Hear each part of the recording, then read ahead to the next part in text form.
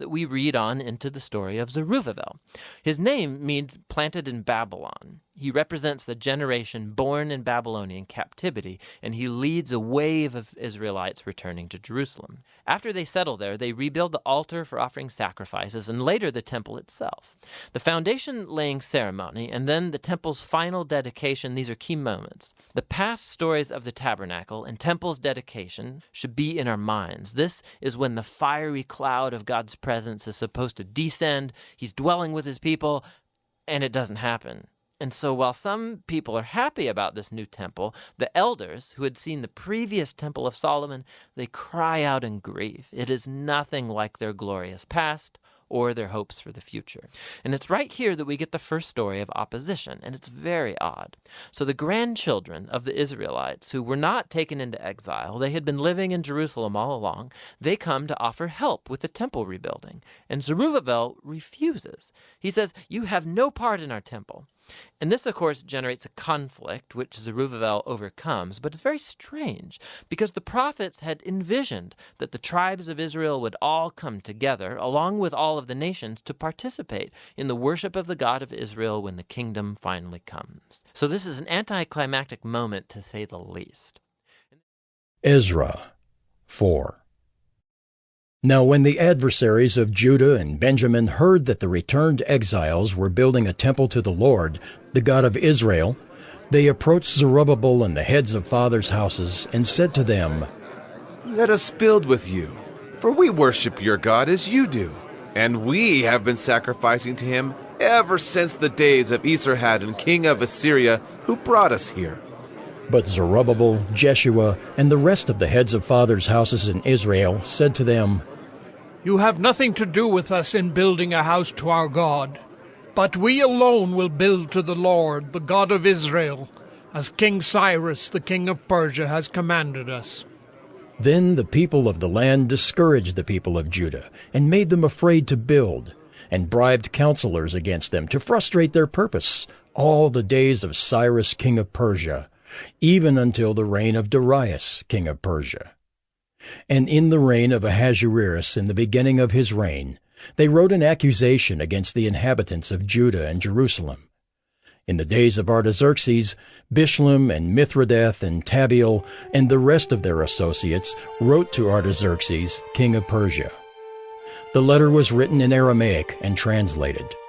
Rehum the commander and Shimshai the scribe wrote a letter against Jerusalem to Artaxerxes the king, as follows.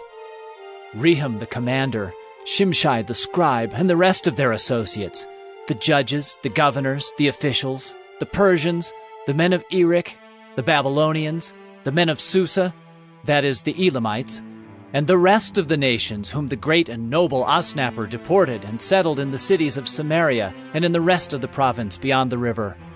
This is a copy of the letter that they sent. To Artaxerxes the king, your servants, the men of the province beyond the river, send greeting. And now be it known to the king that the Jews who came up from you to us have gone to Jerusalem. They are rebuilding that rebellious and wicked city. They are finishing the walls and repairing the foundations.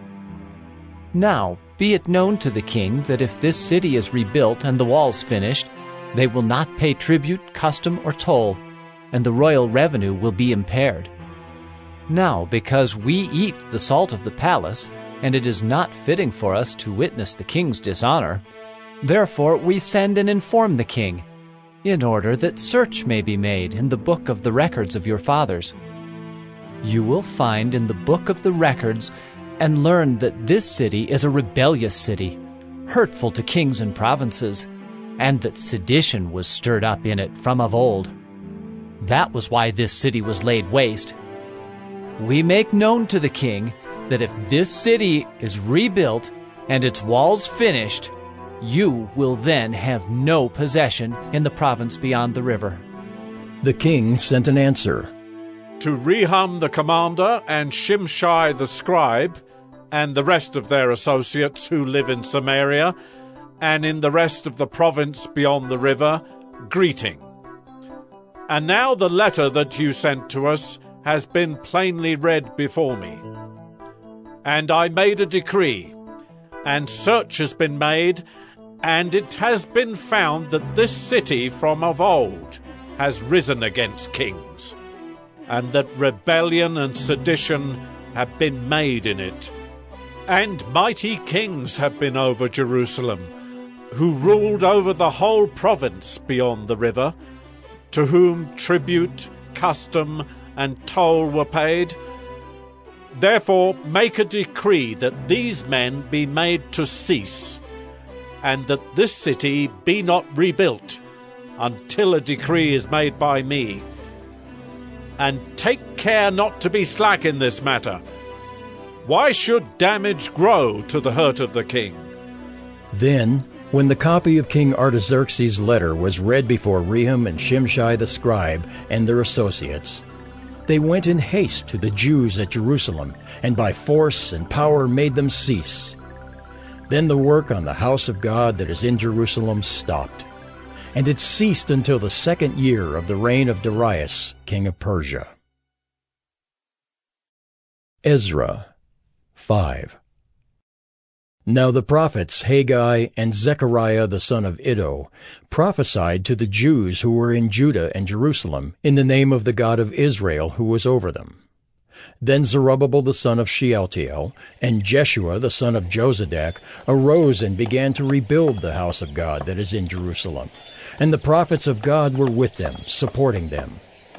At the same time, Tattenai, the governor of the province beyond the river, and Shethar-Bozenai and their associates came to them and spoke to them thus: Who gave you a decree to build this house and to finish this structure? They also asked them this: What are the names of the men who are building this building? But the eye of their God was on the elders of the Jews, and they did not stop them until the report should reach Darius, and then an answer be returned by letter concerning it.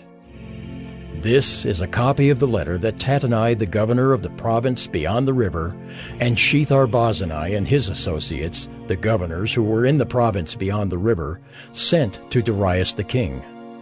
They sent him a report in which was written as follows: To Darius the king, all peace.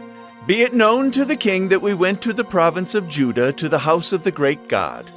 It is being built with huge stones, and timber is laid in the walls. This work goes on diligently and prospers in their hands. Then we asked those elders and spoke to them thus: Who gave you a decree to build this house and to finish this structure? We also asked them their names, for your information, that we might write down the names of their leaders. And this was their reply to us: We are the servants of the God of heaven and earth, and we are rebuilding the house that was built many years ago, which a great king of Israel built and finished. But because our fathers had angered the God of heaven, he gave them into the hand of Nebuchadnezzar, king of Babylon, the Chaldean, who destroyed this house and carried away the people to Babylonia. However, in the 1st year of Cyrus, king of Babylon, Cyrus the king made a decree that this house of God should be rebuilt, and the gold and silver vessels of the house of God, which Nebuchadnezzar had taken out of the temple that was in Jerusalem and brought into the temple of Babylon. These Cyrus the king took out of the temple of Babylon, and they were delivered to one whose name was Sheshbazzar, whom he had made governor. And he said to him, Take these vessels, go and put them in the temple that is in Jerusalem, and let the house of God be rebuilt on its site. Then this Sheshbazzar came and laid the foundations of the house of God that is in Jerusalem. And from that time until now it has been in building, and it is not yet finished. Therefore, if it seems good to the king, let search be made in the royal archives there in Babylon to see whether a decree was issued by Cyrus the king for the rebuilding of this house of God in Jerusalem. And let the king send us his pleasure in this matter. Ezra 6. Then Darius the king made a decree, and search was made in Babylonia, in the house of the archives where the documents were stored. And in Ecbatana, the capital that is in the province of Media, a scroll was found on which this was written: A record. In the 1st year of Cyrus the king issued a decree. Concerning the house of God at Jerusalem, let the house be rebuilt, the place where sacrifices were offered, and let its foundations be retained. Its height shall be 60 cubits, and its breadth 60 cubits, with 3 layers of great stones and 1 layer of timber. Let the cost be paid from the royal treasury. And also let the gold and silver vessels of the house of God, which Nebuchadnezzar took out of the temple that is in Jerusalem and brought to Babylon, be restored and brought back to the temple that is in Jerusalem, each to its place. You shall put them in the house of God. Now therefore, Tatnai, governor of the province beyond the river, Shethar-Boznai, and your associates, the governors who are in the province beyond the river, keep away. Let the work on this house of God alone. Let the governor of the Jews and the elders of the Jews rebuild this house of God on its site. Moreover, I make a decree regarding what you shall do for these elders of the Jews for the rebuilding of this house of God. The cost is to be paid to these men in full and without delay from the royal revenue, the tribute of the province from beyond the river. And whatever is needed, bulls, rams, or sheep for burnt offerings to the God of heaven, wheat, salt, wine, or oil, as the priests at Jerusalem require, let that be given to them day by day without fail, that they may offer pleasing sacrifices to the God of heaven and pray for the life of the king and his sons. Also, I make a decree that if anyone alters this edict, a beam shall be pulled out of his house, and he shall be impaled on it, and his house shall be made a dunghill. May the God who has caused his name to dwell there overthrow any king or people who shall put out a hand to alter this, or to destroy this house of God that is in Jerusalem. I, Darius, make a decree. Let it be done with all diligence. Then, according to the word sent by Darius the king, Tatnai, the governor of the province beyond the river, Shethar-Boznai and their associates did with all diligence what Darius the king had ordered. And the elders of the Jews built and prospered through the prophesying of Haggai the prophet and Zechariah the son of Iddo. They finished their building by decree of the God of Israel, and by decree of Cyrus and Darius and Artaxerxes king of Persia. And this house was finished on the 3rd day of the month of Adar, in the 6th year of the reign of Darius the king. And the people of Israel, the priests and the Levites, and the rest of the returned exiles, celebrated the dedication of this house of God with joy. They offered at the dedication of this house of God 100 bulls, 200 rams, 400 lambs, and as a sin offering for all Israel, 12 male goats, according to the number of the tribes of Israel. And they set the priests in their divisions and the Levites in their divisions for the service of God at Jerusalem, as it is written in the book of Moses. On the 14th day of the 1st month, the returned exiles kept the Passover. For the priests and the Levites had purified themselves together. All of them were clean. So they slaughtered the Passover lamb for all the returned exiles, for their fellow priests, and for themselves. It was eaten by the people of Israel who had returned from exile, and also by everyone who had joined them and separated himself from the uncleanness of the peoples of the land to worship the Lord, the God of Israel. And they kept the feast of unleavened bread 7 days with joy, for the Lord had made them joyful, and had turned the heart of the king of Assyria to them, so that he aided them in the work of the house of God, the God of Israel. Psalm 137. By the waters of Babylon, there we sat down and wept, when we remembered Zion. On the willows, there we hung up our lyres. For there our captors required of us songs, and our tormentors mirth, saying, Sing us one of the songs of Zion. How shall we sing the Lord's song in a foreign land? If I forget you, O Jerusalem, let my right hand forget its skill. Let my tongue stick to the roof of my mouth, if I do not remember you, if I do not set Jerusalem above my highest joy. Remember, O Lord, against the Edomites the day of Jerusalem, how they said, Lay it bare, down to its foundations. O daughter of Babylon, doomed to be destroyed, Blessed shall he be who repays you with what you have done to us. Blessed shall he be who takes your little ones and dashes them against the rock.